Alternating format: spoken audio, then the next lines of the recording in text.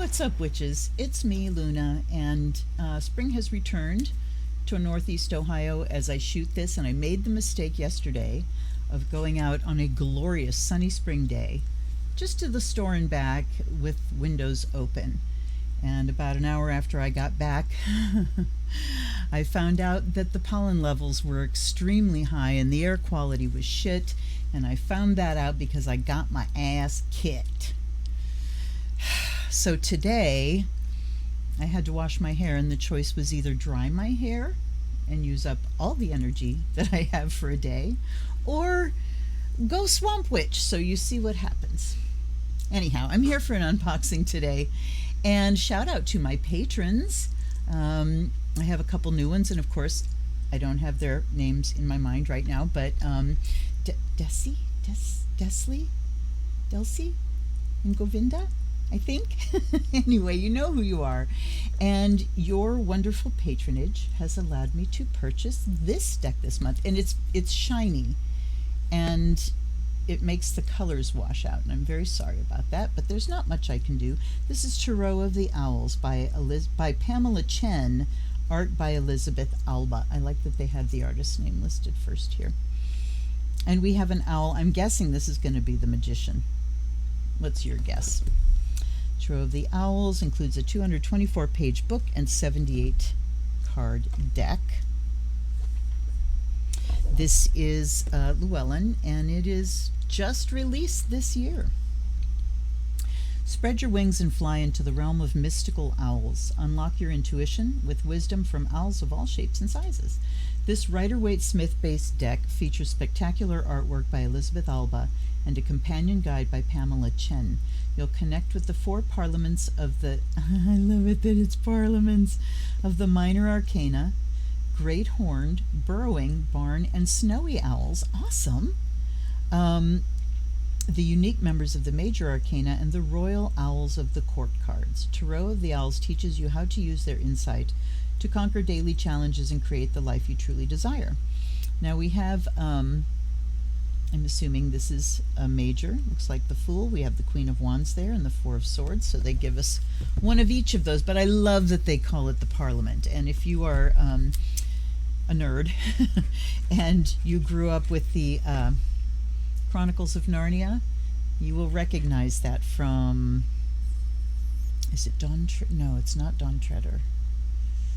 Maybe the Silver Chair, the Parliament of Owls. At any rate, here's the book. And as usual, and I mean, look at the beautiful purple inside here. We have a magnet box. So much love for that. And the ribbon, look at the back of the cards. And so we have this full-size book, as usual, with Llewellyn. Ooh, you could hear it. The page is kind of separating. I mean, it's so gorgeous. So we have the author, Pamela Chen, is the creator of the Crystal Unicorn Tarot. Really? Okay, first of all, can I say how wonderful it is to open this book and have the first two pages have the author and the artist looking out at me and information about who created this deck. I love that sense of connection. And I love publishers that celebrate the author and the artist. Yes, I do. Okay. So it was a self-published deck for rainbow, unicorn, and pastel-loving readers. She's also the creator of Witchling Academy Tarot and Enchanted Crystal Magic, published by Llewellyn. Her mission is to help creatives and visionaries across access, potential, and opportunities from the quantum field by expanding their energetic awareness to infiltrate possibilities in real magic. She has a signature manifestation course, Money Magic Manifest, woo, and co-founded Akashic Flow Certification in Business Mastery, a 9-month experience for high-achieving leaders to activate their prosperity codes. When Pamela's not playing with her chickens or slinging cards, she loves to read paranormal, romance, travel the world, and eat spicy Cheeto Puffs. Connect with Pamela on Instagram at Pamela Unicorn. And then we have the illustrator. Elizabeth Alba's fantastical work can be seen in magazines, games, and books, including Llewellyn's Magical Almanac. For Tarot of the Owls, she worked traditionally with watercolor and acrylic, it says acryla, gouache. After growing up in Pennsylvania and Florida and living in New York City, where she earned a master's degree at the School of Visual Arts, Elizabeth settled in western Massachusetts. She shares an art studio with her husband, illustrator Scott Murphy.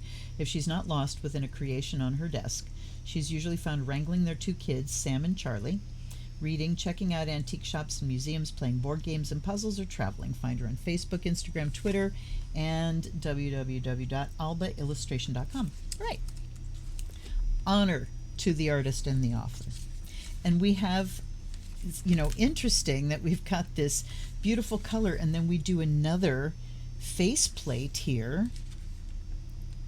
Other works by Pamela Chen, other works by Elizabeth Alba, and another full page thing there dedicated to all the feathered friends in my life, especially the ones that pay rent in eggs. The Calling. Here's the introduction. Owls have always been shrouded in mystery, witchcraft, and ancient wisdom. That may be the reason why they've appeared in many magical books, movies, and tarot decks throughout the years. They are one of the most notable animal familiars that magical practitioners work with, swooping in and out of legends and mythologies. I'm not going to read that whole thing. It's a lengthy introduction. So let's see here. It talks about the cards and the suits. And the next couple chapters in this guidebook, 3, 4, and 5, are the most exciting, as they're where you will meet the owl guardians. In chapter 3, the most sacred owls that hold court over the realm of the major arcana will be willing to greet you. Blah, blah, blah. Okay, now, let's take a look. Rules of the realm. The major arcana, the minor arcana, the court cards. Flight through the elemental suits. So it talks about each one of the suits and what they stand for elementally. Know-a-towel. Being invited into the realm of the... I love these huge images. We're getting a wonderful preview of the images in this deck. So acrylic gouache and watercolor, the images are absolutely gorgeous. There's this kind of loose, brushy style, but deep, rich color as well. So we have cleansing your deck, interviewing your deck, how to open it, look through it, things to do to kind of get to know your deck, shuffling and reading, preparation, shuffling, reading, practical daily tarot exercise, jack of owl trades. All right, then we have the majors. And here we go. We have these full page images. So tempted just to go through the book like this because the images are so big and I don't have to zoom in. But I'm going to zoom in anyhow because, it's what we do. So let's look towards the back. We have, all right, spread your wings, single card spread, the 3 card spreads, other spreads. Does it say what this one is? Intuitive flight spread. The next level tarot self spread. It's very interesting that they've got like 3 card spreads and then it says other spreads, intuitive flight spread, and there's this big gap here, but this is the reading or the spread. And then this one ends here, and then we have next level tarot self spread, and the spread is on the next page. It's kind of confusing. Not sure why they laid it out that way. There would be, perfectly enough room to put these images of the cards. Those don't have to be very big, that's just an odd choice. Owl possibilities spread, the magic within spread. Then we have taking flight, and to write to the author. All right, I'm not going to read all those things, but excellent book. Thank you for that, Llewellyn, and tuck it to the side. So we pull these cards out, and there's the back again. And I did de-plastic these off camera, of course. And usually when they're in their plastic, they're face up like this. I don't know why publishers don't put the back up first, but they don't. I will tell you that when I zoomed in just now, I'm getting not just pixelation, but it looks like the pixels are all dancing on my screen, and Mercury is retrograde still. It's actually slowing down to a stop in 3 days. So I hope it's not like that, but you know there are many, many HD flip-throughs that you can look at. Anyway, here are the backs. And I love that spectrum and the owl eye. Just excellent. Now,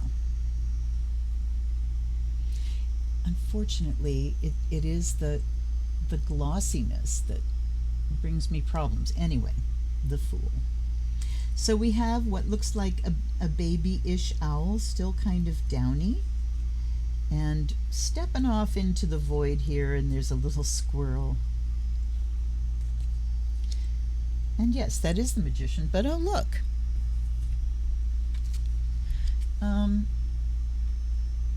They kind of flopped it for the cover, which, you know, fine. So we see all the tools, definitely hearkening to the standard Waite-Smith, but we have woodland settings.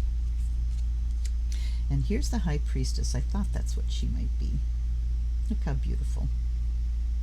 So we don't have the columns and the book and the pomegranate and all that, but we do have a beautiful image. The Empress.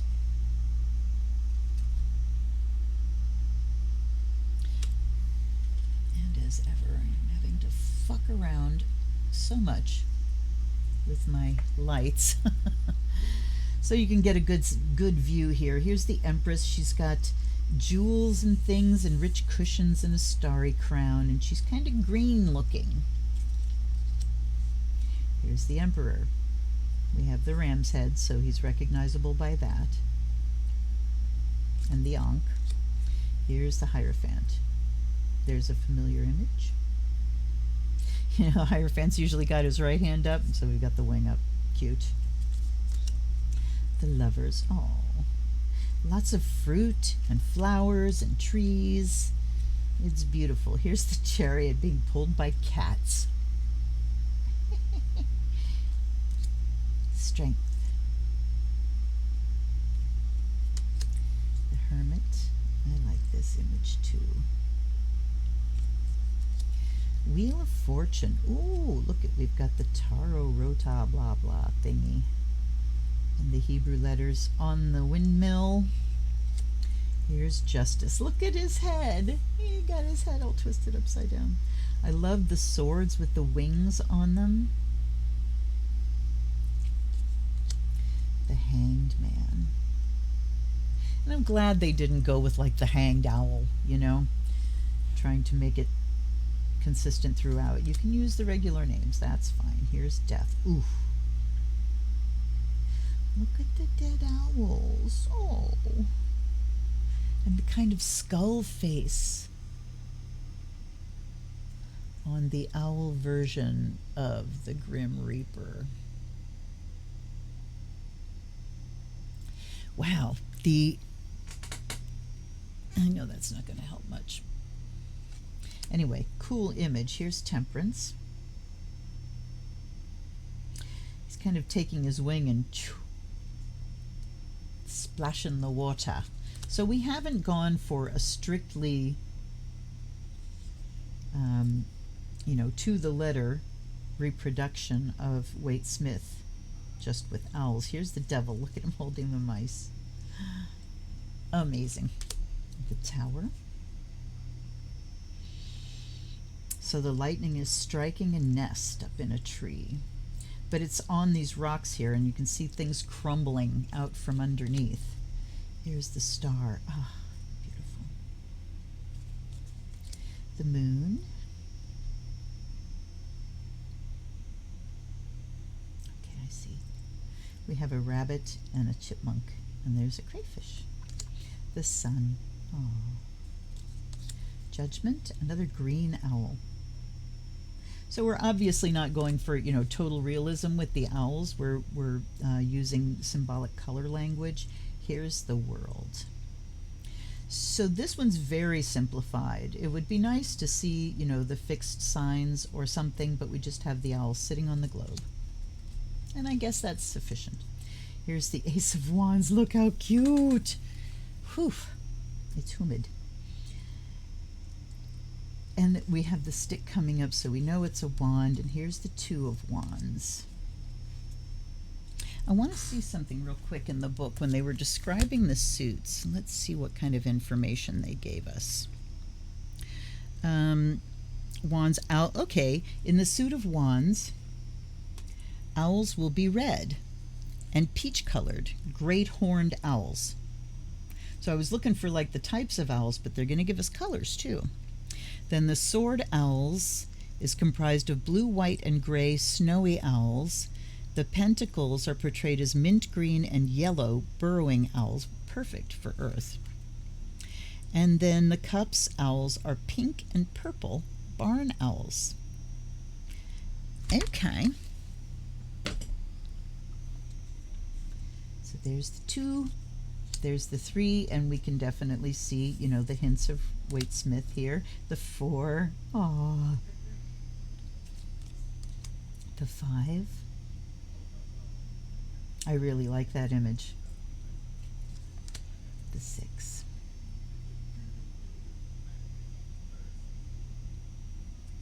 The 6. Okay, victory. Why was I thinking the 7 came into my head, but here we see kind of in his wing is that wand with the laurels on it. He's got kind of laurels here with the other owls coming in. See, and there's the 7. So that's why I was thinking of the 7, because these other owls are kind of coming. But the 7 makes it very clear that it's the 7. Look at the feathers flying. Wow. The 8. And an owl is bringing the wand in himself. And here's the 9. So we don't really get that idea of wounded. And then the 10. Well, certainly in this face we get the idea of oppression and overwhelm. Oh, that's a tired owl.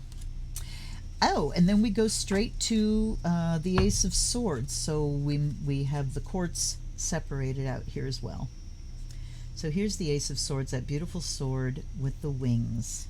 And these are the snowy owls. There's the 2 with the eyes closed. So that's very accurate. Here's the 3.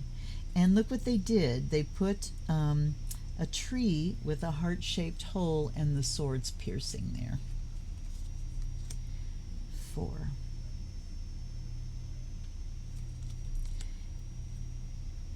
And the 5. And the 6. And the 7. So we do get, you know, those main things we're looking for. The figure in the front with all the swords and the other figures leaving, it's like, yeah, I run them off, you know. And then the boat moving across waters with ice. I kind of like that addition. And then we have the 7 of Swords carrying off. And here's the 8. Ah, yay, look at the blindfold and the binding and on an iceberg. And here's the 9. So we sort of get those wide, staring, freaked out eyes. Ah! And here's the 10. Oh, oh. Then we have the pentacles, and these are the burrowing owls. So look at the little burrow, and this, the coin there. The 2. So can you see the coin has a little owl on it? Yes. There's the 2. So there's a green owl, and the 3. This is definitely someone, you know, higher up that's giving them instruction. The 4. Mine, mine, mine. The 5 is, oof.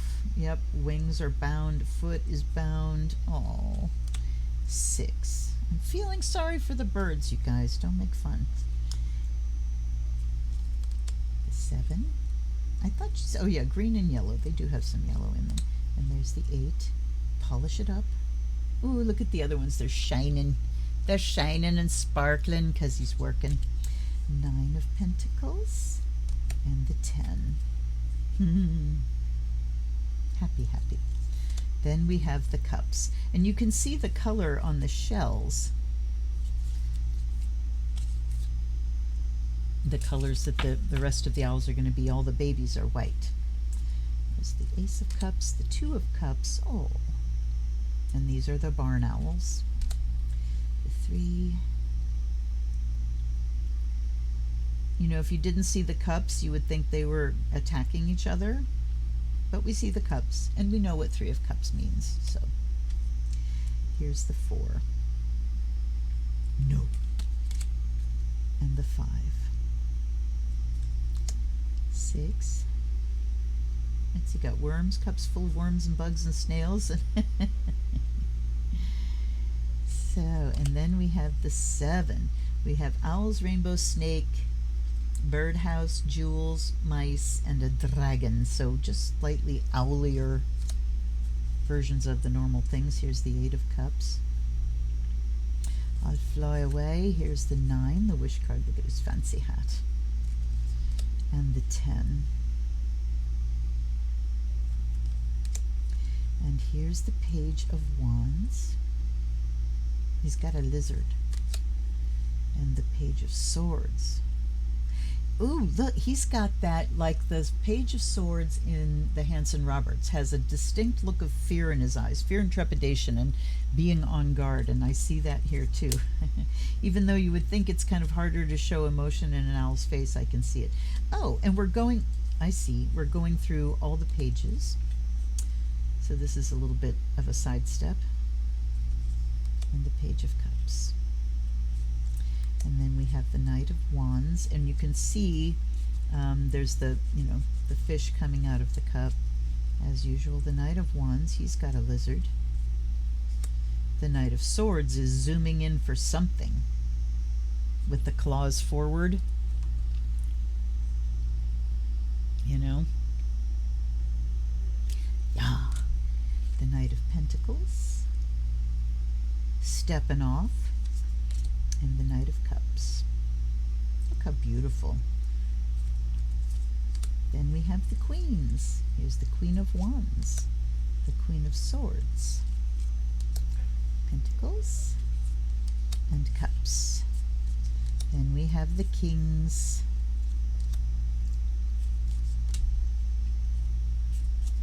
and Cups. Lovely. All right, let me light my charcoal and give it a blessing. So just when I had the perfect amount of room on the shelf where I keep all these big boxes,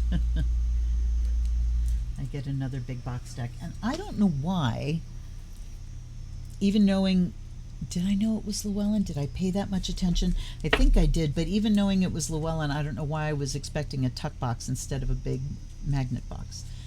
No matter, I like the big ones as well as the small ones.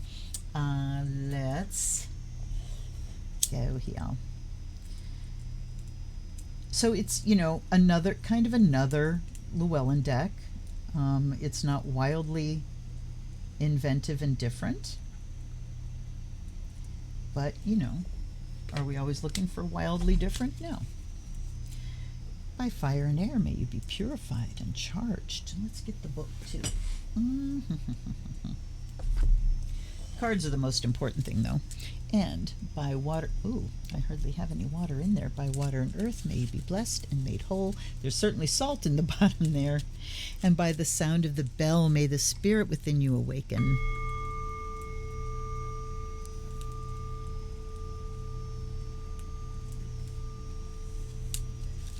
And I say welcome and thank you to my guides and guardians, allies and ancestors for being with me. Help me to play today. As you always do, I offer you fresh water and the fire of Azrael. And now for a shuffle, which I expect to be just wonderful. Yep. Awesome. They're very bendy. And I know some people would go, ooh, this cardstock's flimsy, but it's shuffling cardstock. I mean, you see, look. This is what I love. I can hold the entire deck. I can shuffle the entire deck. I don't have roadblocks in the form of cardstock. Oh, for crying out loud. All right. I will stop bitching, and then I will shuffle. This deck is telling me, why would you want to shuffle that in? Okay, I love owls. I love them. I love the spectrum. Okay. Oops. Now, even though they shuffle really well, I have to be careful to go kind of slower. All right, one more riffle. But you can see with the bridge how bendy they are, how wonderfully bendy. But look, after all that, they're straight. They don't bend and stay bent, which is one of the problems thicker cardstock has. All right, so what are we going to do? Let's do, let's look at the readings in the back, or are they in the back? Yes, let's look at the readings in the back again, the spreads. Okay, this is interesting. The Next Level Tarot Self-Spread. Learning tarot is a lifelong practice. Even the tarot masters claim they learn something new every single time they pick up a deck and read the cards. Yes. This spread is to help you improve your tarot reading skills, and it can be done by any level practitioner. Anytime you feel comfortable working with tarot, you can circle back to this spread to see what you can do to take your tarot readings to the next level and move even further out of your comfort zone. When you keep stepping into the unknown and pursuing your next level self, that is when change and transformation will happen. Working with this spread periodically can help you level up your tarot reading skills very quickly. So when I started doing live stream readings, I would purposely pick decks that I was familiar with because I have horrible low self-esteem and I didn't have confidence in my craft even after 35 plus years of professional readings. And then I went to picking decks that I really don't have a relationship with in order to stretch. So I appreciate this spread. So we have 5 cards. What can I improve about my tarot reading skills? What action can I take to level up my tarot reading skills? What is a new way to use the cards that I haven't before?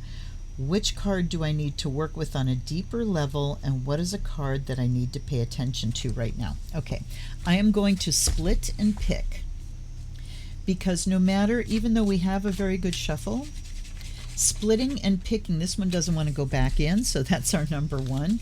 Splitting and picking a card gives like equal opportunity across the board, even if your shuffle is not adequate. So there's 1. 2, what action can I take? This is how can I improve, or what can I improve about it?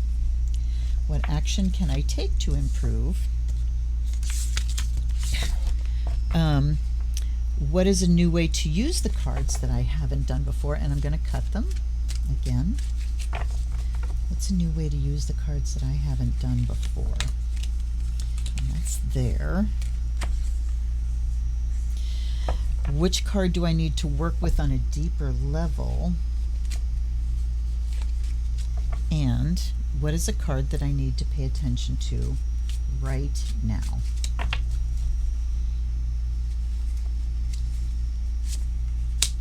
Okay. So here we go.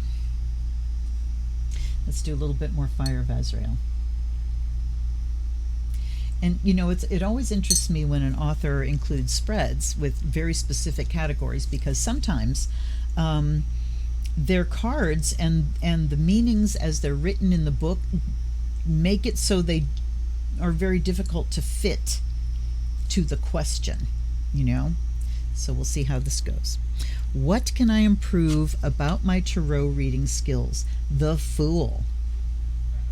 So intuitively, what can you improve? Going in with no expectations, going in with your mind blank and open to whatever the cards bring. Going in with innocence, going in with trust.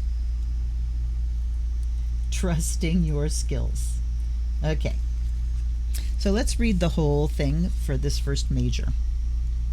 This owling is ready to fly from the nest and wants to journey with you through the owl realm.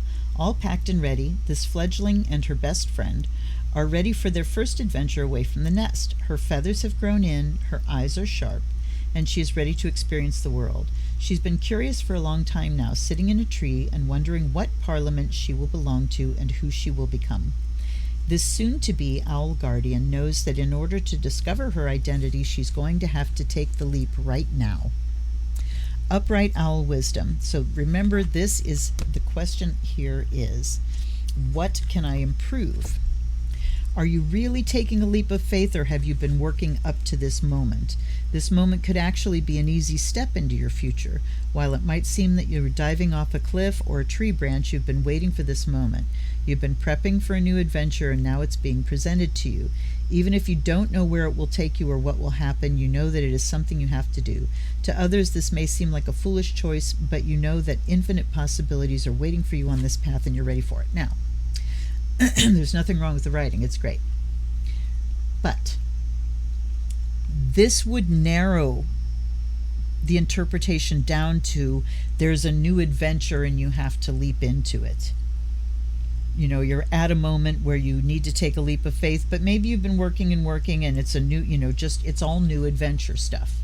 What we don't have is keywords that say it can be innocence. It can stand for all possibility. It can be beginner's mind. It can be total trust, so it can be foolishness. And here's the reversed owl outlook. Jumping out of a tree without being able to fly yet is not a good decision. Taking big risks can sometimes pay off, but if you don't have the skills or tools to help you reach your goals, then perhaps you need to take time to gather them first. Don't be reckless and take unnecessary risks that will never pay off. The fear of missing out will get you nowhere. While that opportunity might not always be there, trust that something much better will come your way. So I'm going to stick with my intuitive interpretation here of what needs improving. We could look at it and say what needs improving according to the meaning in the book here. Is my sense of adventure? Take the plunge? That's all, and we got taking a leap of faith, but there's not really a focus on what it feels like to take that leap of faith. So the writing could be better, especially when I'm asking this particular question, All right, next one. What action can I take to level up my tarot reading? So another thing I would say here is let go of what you think you know. Become the innocent again. Try to remember what it was like when the tarot world first opened up to you, when you first got what was going on and felt that connection, and everything, all the possibilities opened up. So regaining that position is what we can improve. What action can I take to level up? We have the Chariot. Do it now. Now, I'm not going to read everything for the remaining cards here. Chariot is one of the heroes of the realm. He's riding to another legendary battle, and two fierce felines proudly volunteered to escort him to another victory. So blah, blah, blah. Momentum has shifted your way. It's time to ride your chariot into success. Stick to your well-thought-out plan. It will guide you directly to your goals. If you're worried that your journey seems too big for you, don't be. Everything you've experienced has led you to this moment, and you're about to ride into abundance. You are exactly where you're supposed to be at this time. Let go of expectations. Just take the ride for what it is. If there are bumps in the road, you can always fix it on the next flight. If everything goes smoothly, then keep going. So I would say that this category, what action can I take? Chariot says, step on it. Practice. Do it now. Get on the road. Get in the driver's seat. Chariot, to me, always talks about being in the driver's seat. The choice is yours. Which way are you going? The fact that there's two animals pulling, a black and a white one, says there's a choice to make.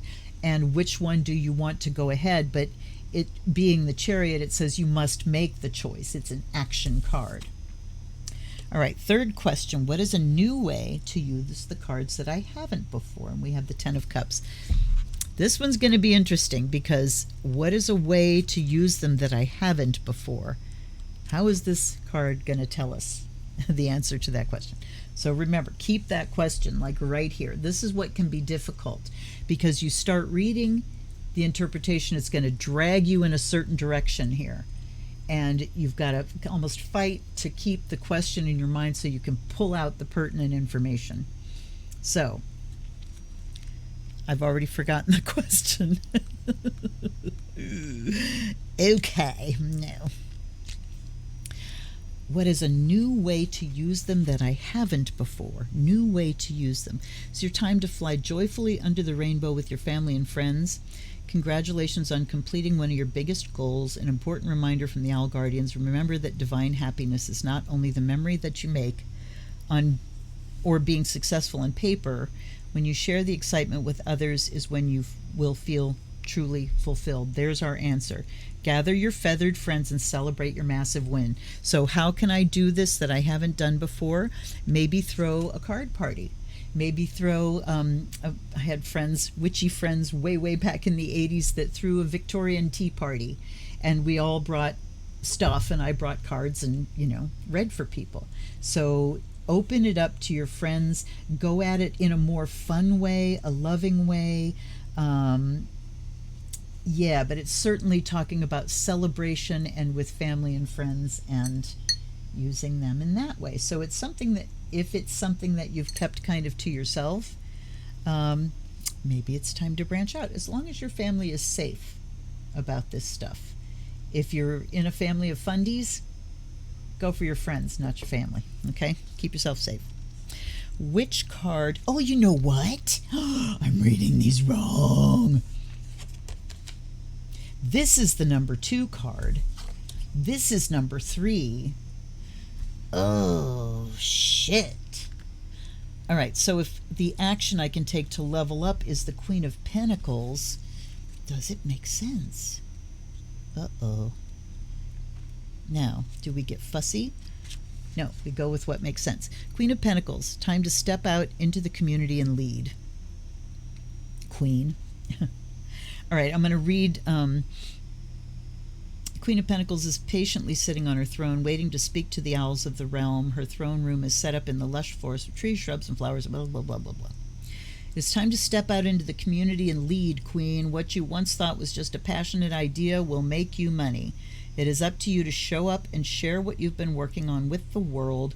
You already have all the resources you need to support you on this new abundant adventure. Put your crown on and shine. All right. That was what action can I take? And it says get out into the world and share your gifts and ask for money. Okay. And truly, reading for strangers is the best way to do it. So it's talking about get out into the community and lead. So when you're out in the community and you're doing readings, you might not be reading for people that you know, and that's one of the best ways to up your skills. Read for strangers. It will immediately either validate or invalidate whether you should be doing this. When you read for a stranger and you know nothing about their life, you are forced to just read the cards. And that will definitely up your skills. Now, the third one was the new way to use the cards that I haven't before, and that was the Chariot. What, read in the car? I don't know. You're exactly right, blah, blah, blah. Keep going, keep going. Stick to your well thought out plan. Guide you directly to your goals. What's a new way that I haven't done before?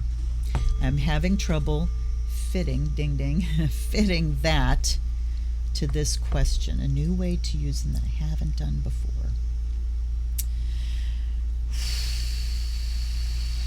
I cannot fit the meaning of this card to this question. Chariot, a way to use them that I haven't done before. I don't know. All right.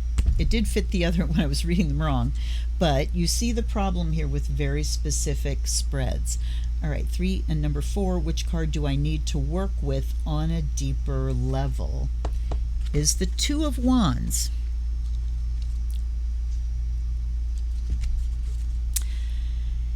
And we will read a full minor here. The Two of Wands, an owl guardian is perching at her lookout post, mapping out the journey for you before the owls start in their adventures. They like to know exactly where they're going and what will pop up along the way.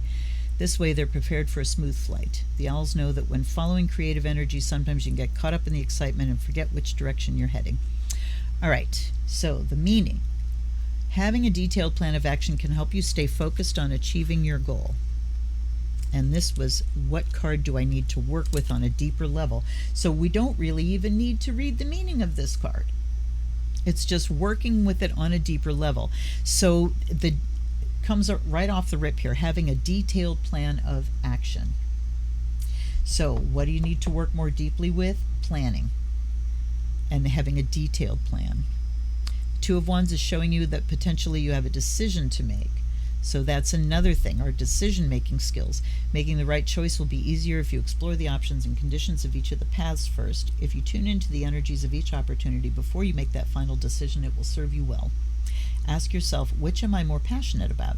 When you feel your claws tingle and feathers vibrate, that is when you know it is the right choice for you. So we have to go deeper into planning. But again,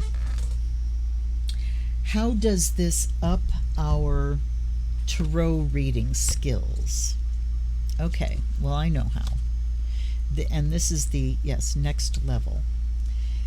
To have a specific spread in mind and how you are going to choose your cards before you even start shuffling. Here's what I'm going to do. And usually as I'm shuffling, I will here's how you're going to pick the cards, you know.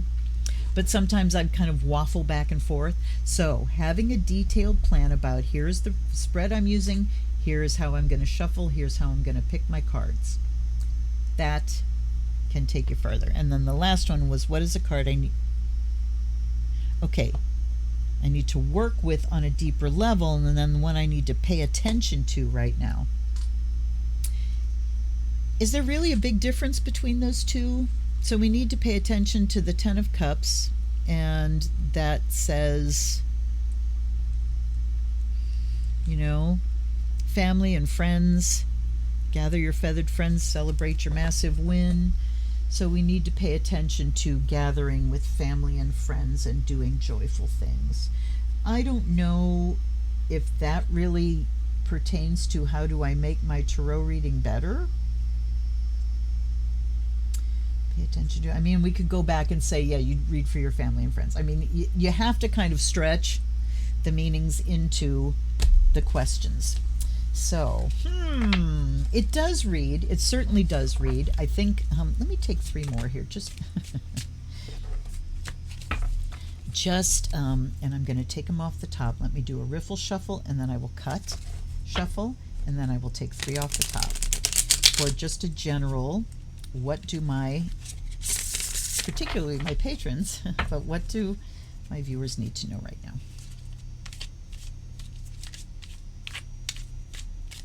Okay, here we go. Temperance, Queen of Cups, Judgment. Ooh, Temperance, Judgment, Queen of Cups. Judgment is extremes. Temperance is the middle road, you know? And Queen of Cups in the middle. So in the middle of these extremes and trying to bring things into balance and into alignment, we need to be very connected to our emotional selves. The Queen of Cups is here to help you lead with an open heart. Follow your intuition and your soul's desires to make the right choices in your life. If you believe with all your heart everything you do is the right choice, then it will be the right choice. Surround the decisions you make with a soft pink light from your heart center and trust that you know what is best for you. And so what are we choosing between here? Temperance. You've recently leveled up and have stepped into your new self and your new life. You're feeling confident, powerful, and magical. Nothing in the universe can stop you now, and you hope this miracle does not disappear. Okay, what? I don't get that from the Temperance card at all. The Temperance Owl shares that this can be your state of being anytime you choose. Be aware that what you're doing, how you're experiencing yourself, and how you're feeling at this moment, and recall these memories when you want to tap into your magic in the future. That's great. Okay. But remember, life is also all about balance, so don't fly too high right now, or your fall will hurt. Don't fly too low, or you will have a long way to go back to fly back to this space. Glide through the sky at just the right pace and ride the airstreams with ease. Okay. So there's a lot here about, you've leveled up and you're confident and powerful, but that doesn't say Temperance card to me. The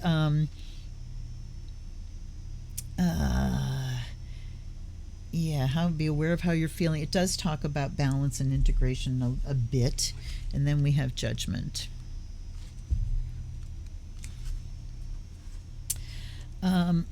Judgment is not about others judging you for your actions, but more about how you're judging yourself. Drawing this card means that you're being reborn as a new person with a new identity, and the Judgment Owl is asking you to be confident and own who you are. Be proud of who you've come to be and stand in your power. Spread your wings and show the world your magic. If you love who you are and feel worthy, then there's no one out there that can take that away from you. They're very affirmative. They're very, validating, positive writing. But I'm getting kind of a sameness between the cards of go, you're magical and powerful and go, go, go, rather than what makes each of them truly different. So Queen of Cups in the middle is saying we have to approach from our heart center. We need to look to lessons of the past. The Temperance card talks to me about assimilation, about making the things that you have learned in the past live today and not just be, this is my story from the past. We need to glean that lesson and be consciously aware of how it has changed us, because that's what Temperance is. It's how you integrate, how you internalize things, how it changes you.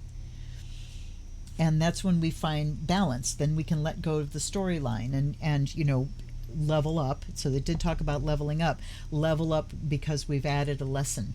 We understand more. And then the Judgment card is about the big rebirth.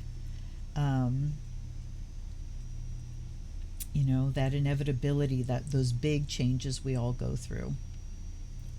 I gotta say, I'm not getting a real cohesive reading out of this. So what do you think? Let me know in the comments. I mean, I love the deck. I certainly have meanings aplenty in my own head that I don't have to go with what the book says, and it is a fine deck to use because it doesn't try to recreate the tarot in a way that's incomprehensible unless you use the book. It certainly is in the Waite-Smith style, so no problem there. But I am very interested in what you think of this deck and how it looks and how it reads and everything else. Do you have it? Do you want it? I love to hear from you, and please hit the like and subscribe if you haven't done that already. I appreciate your being here. I will see you next time. Until then, this is Luna. Blessed be.